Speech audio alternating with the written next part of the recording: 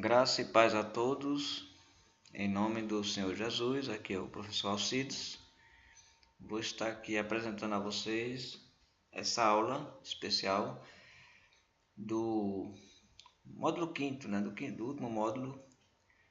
A lição, na verdade, aqui é a segunda lição do módulo 5, mas seguindo a ordem de 1 a 15, podemos dizer que essa aqui é a lição 14.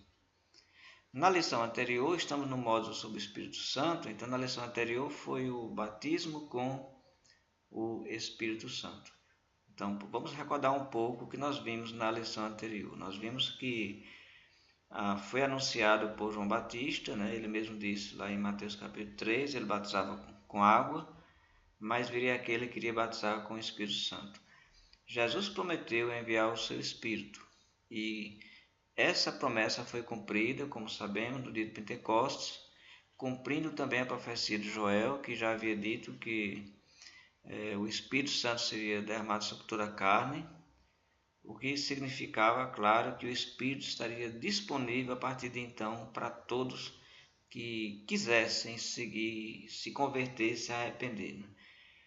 Então nós aprendemos depois que quando Pedro, os apóstolos receberam o Espírito Santo, ele enviou a mensagem dando as condições para que todos então pudessem receber o Espírito Santo. Não eram as mesmas condições os quais eles receberam, porque eles receberam as condições especiais diretamente por Jesus, que pediu que eles se reunissem em Jerusalém, esperassem lá a promessa do Pai. Hoje, para eu e você receber o Espírito Santo, a gente não vai para Jerusalém esperar nenhuma promessa. A promessa já foi cumprida para os apóstolos. Em seguida, Pedro vai dar aquela pregação, então ele vai dizer quais são as condições agora para todas as pessoas. E quais eram as condições? Atos, capítulo 2, versículo 37, se arrependam e sejam batizados em nome de Jesus para perdão dos pecados e receber o dom do Espírito Santo. Então, a condição não é clamar, não é chorar, não é pedir a Deus, a condição é arrependimento. É arrependimento, é mudança de vida. É crer, ter fé e entregar a sua vida a Jesus. Aqueles judeus lá em Atos capítulo 2, não todos, mas aqueles que creram na mensagem, se arrependeram, foram batizados nas águas e receberam então o Espírito, que passou então a estar disponível para todos aqueles que se arrependessem e fossem batizados. Mais tarde o apóstolo Paulo vai falar na carta aos Efésios que só há um batismo. Antes houve vários batismos, teve o batismo de João Batista, que batizava nas águas, os apóstolos receberam diretamente do Pai o derramamento do Espírito Santo, Pedro anunciou novamente o batismo para receber o Espírito, mas em seguida esse batismo nas águas, por imersão, para receber o Espírito Santo, passa a ser o único batismo disponível. Por isso que Paulo vai dizer em Efésios, há apenas um batismo. Nessa lição agora, nós vamos ver sobre agora a habitação do Espírito Santo na vida do cristão. Como é essa habitação? Né?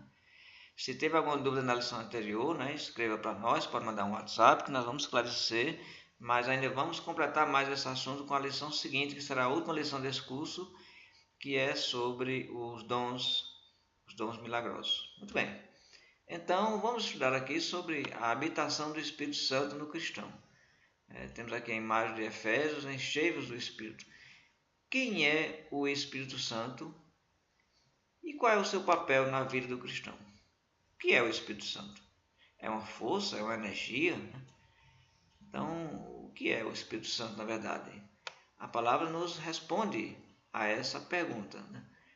O Espírito Santo é uma pessoa. Na verdade, essa afirmação aqui de pessoa fica um pouco assim, né? Mas que pessoa, né? Parece que pessoa está mais relacionada ao ser humano, né? Talvez fosse melhor aqui dizer que o Espírito Santo é um ser, não é uma pessoa qualquer, é um ser divino, ou seja, é a habitação de Deus no ser humano. Lendo os capítulos 14 e 16 de João, nós vamos ver que as atividades e as descrições do Espírito Santo só podem ser exercidas por um ser que tem vida, né? Não é uma coisa, uma energia, como alguns acreditam, né? Então, só pode ser exercida por um ser, no caso aqui a palavra uma pessoa. Então, temos aqui a passagem de João, capítulo 14, versículo 16, onde o próprio Jesus, né, anuncia: e eu pedirei ao Pai, e ele lhes dará outro consolador, ou outro conselheiro na versão, né? para estar com vocês, para sempre. Né? João aqui falando para os apóstolos e anunciando que o Consolador, o Espírito Santo, estaria para sempre com eles. Jesus está dizendo isso porque ele já também está anunciando que ele vai voltar ao Pai. Então os apóstolos pensam, poxa, Jesus vai embora e agora? E nós, como vamos ficar? Então ele está respondendo, está dizendo, vocês não vão ficar sozinhos. O Espírito Santo virá e estará com vocês. Ele ensinou e fez os apóstolos recordarem o que aprenderam de Jesus. Muita atenção quando lê certas passagens dos evangelhos. Nem tudo que está dizendo ali é para nós hoje. Né? Então aqui Jesus está falando algo especialmente para os apóstolos. E veja o que ele diz. Mas o Consolador, o Conselheiro, o Espírito Santo que o Pai enviará em meu nome, lhes ensinará todas as coisas e lhes fará lembrar tudo o que eu lhes disse. Isso foi dito para os apóstolos. Veja, muitos anos depois, os apóstolos, inspirados pelo Espírito Santo, eles escreveram os evangelhos, tudo que Jesus falou, tudo que Jesus ensinou. Como eles puderam fazer isso? Aqui está a explicação. O Espírito Santo fez eles recordar de tudo. Não posso aplicar isso aqui para mim, nem você pode aplicar isso aqui para você. Porque se for assim, se o Espírito Santo for ensinar todas as coisas, a gente não precisa estudar a Bíblia. Eu não preciso estar aqui dando essa aula para vocês, simplesmente o Espírito Santo vai esclarecer tudo. Não, não é assim. Temos que estudar. Temos que ver o contexto, né? E não conseguimos lembrar de tudo, né? Ninguém tem essa capacidade. Ela foi dada especialmente aos apóstolos no sentido de fazê-los recordar as palavras de Jesus. Então aqui Jesus está falando com eles pouco tempo depois dele ser entregue, ser crucificado, e depois ele iria ressuscitar e enviar então, subir aos céus e enviar o Espírito Santo para os apóstolos, que deu a eles essa capacidade de recordar de tudo e escrever os evangelhos. Continuando, mais um texto, João capítulo 15, versículo 26, ainda no contexto de Jesus reunido com os apóstolos, ele diz, quando vier o Consolador, quando vier o Conselheiro, que eu enviarei a você da parte do Pai, o Espírito da verdade que provém do Pai, ele testemunhará a meu respeito. E a gente vai ver isso, você lê o livro de Atos, você vai ver os apóstolos com toda a coragem, não eram mais aqueles homens amedrontados, né?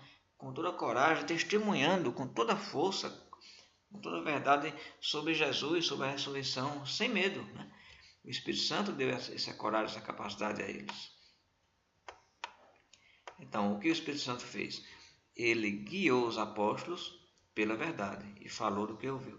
Note que os apóstolos não cometeram nenhum erro doutrinário ao escrever os evangelhos, ao escrever as cartas, né? Porque naquele trabalho o Espírito Santo estava guiando eles. Não confunda, não é que os apóstolos nunca iriam errar. Eles erraram, eram humanos. Lembra lá em Gálatas que em dado momento o apóstolo Pedro errou na questão do relacionamento com os judeus e os gentios. O apóstolo Paulo advertiu ele, né? Então eles eram humanos. Mas quando eles, inspirados pelo Espírito Santo, escreveram a palavra revelada de Deus, nesse momento eles não cometeram nenhum erro, eles foram totalmente guiados pela verdade. Por isso que Jesus falou, mas quando o Espírito da verdade vier, ele os guiará a toda a verdade, não falará de si mesmo, mas apenas o que ouvi, e lhes anunciará o que está por vir. Então, promessa de Jesus diretamente para os apóstolos que seriam inspirados para escrever a verdadeira revelação de Deus. Mas alguém pode dizer, bom, então tudo que o Espírito Santo ia fazer era para os apóstolos, mas e para nós, né? Então, vamos ver, claro que também o papel hoje na vida do cristão do Espírito Santo é grande. Ele só não vai dar a você nem a minha capacidade de receber mensagem inspirada e escrever uma carta perfeita, né? Isso ele não vai fazer, ele já fez a palavra, nós já temos a palavra, né? Mas ele vai ter um grande papel na minha e na sua vida. Então, o Espírito Santo é o que? Ele é um ser, ele é uma pessoa. Só uma pessoa pode desempenhar essas funções e possuir esses atributos. A Bíblia diz, inclusive, que o Espírito tem a condição, no caso, de fazer decisões. Ele tem uma mente, um pensamento. Temos aqui a passagem de Atos capítulo 15, versículo 28.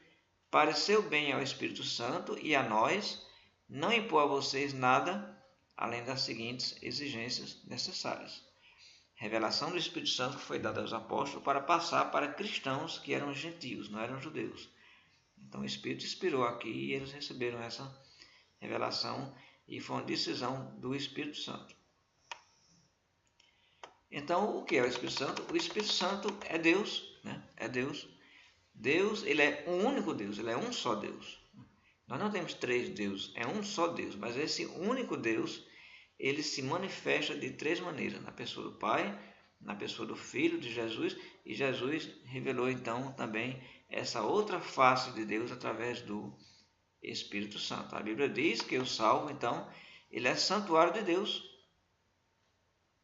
Veja, 1 Coríntios, capítulo 3, 16 e 17, e também 1 Coríntios 6, 19. A Bíblia dirá que o salvo é santuário do Espírito Santo. Então, o Espírito Santo é Deus. Veja bem, vocês não sabem que são santuário de Deus? Mas por que eles eram santuário de Deus? Por que nós somos santuário de Deus? Por quê? Veja o que ele diz em seguida. Que o Espírito de Deus habita em vocês. Se alguém destruir o santuário de Deus, Deus o destruirá, pois o santuário de Deus, que são vocês, é sagrado. 1 Coríntios 3, 16 e 17. E isso aconteceu na prática, na história. Nós vamos ver muito tempo à frente que o Império Romano ele vai investir toda a sua fúria contra a igreja. Vai matar cristãos, vai tentar destruir a igreja. Mas aí ele estava tentando contra o santuário de Deus. O que diz aqui na promessa? Deus o destruirá. Então, Deus fez isso com o Império Romano? Sim. Onde está o Império Romano? Foi destruído na história. E a igreja prevaleceu. A outra promessa também, 1 Coríntios 6, 19. Acaso não sabem que o corpo de vocês é santuário do Espírito Santo, que habita em vocês? Que eles foi dado por Deus e que vocês não são de si mesmos? Então, nós vemos aqui a íntima relação entre o Espírito Santo e Deus. Deus habita, o Espírito Santo habita. Então, o Espírito Santo é a pessoa divina. Dessa forma, concluímos que Deus e o Espírito Santo são o mesmo ser. São o mesmo ser. Veja Romanos capítulo 8, versículo 9. O Espírito Santo é chamado de Espírito de Deus e Espírito de Cristo ao mesmo tempo. Entretanto, vocês não estão sob o domínio da carne, mas do Espírito. Se de fato o Espírito de Deus, olha aí, Espírito de Deus habita em vocês. E se alguém não tem o Espírito de Cristo, não pertence a Cristo. Então veja aí a relação Deus, Cristo e o Espírito Santo, tudo relacionado com a habitação divina. Então isso está muito claro na Escritura. Deus é o único Deus, mas ele existe nessas três formas, Pai, Filho e Espírito Santo. E ambos habitam em nós através da habitação do Espírito. Então, isso deixa claro que Deus, Jesus e o Espírito Santo são o mesmo ser. Alguém pode dizer, mas como isso é possível? Como é que pode? Como é que é um, é três? Gente, veja bem, não é possível equacionar, entender a divindade. Ele é Deus. Deus nos deu o conhecimento para entender muitas coisas. O homem já tem feito grandes descobertas, né? Descobriu coisas fantásticas na ciência, né? Hoje nós falamos com pessoas a quilômetros de distância, né? Temos aviões, né, que voam, temos toda uma aparelhagem tecnológica. Nós conseguimos entender muitas coisas. Agora, querer entender Deus é demais. Isso não ficou ao homem. Então, o que Deus revela é isso. Agora, se você quer compreender isso com todos os detalhes, talvez venhamos a saber quando estivermos com Deus. Mas basta nos saber que é assim. Agora, como isso é possível, eu não sei, nós não sabemos. Mas é assim que Deus é. Ele é um em três. É um único Deus. Não são três deuses, é um único Deus, mas em três formas. Muito bem, o que é que o Espírito Santo faz? Então, para que esse vídeo não fique muito longo, eu vou dar uma pausa aqui, né? E na próxima videoaula nós vamos continuar vendo o que é que o Espírito Santo faz na minha e na sua vida. Nós vimos há pouco o que ele fez na vida dos apóstolos, né?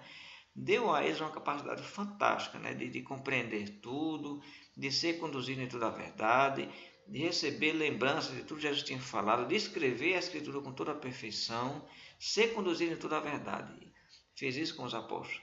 Mas e conosco? O que é que ele faz? Vamos ver na nossa próxima videoaula. Que o Senhor te abençoe hoje e sempre. Amém.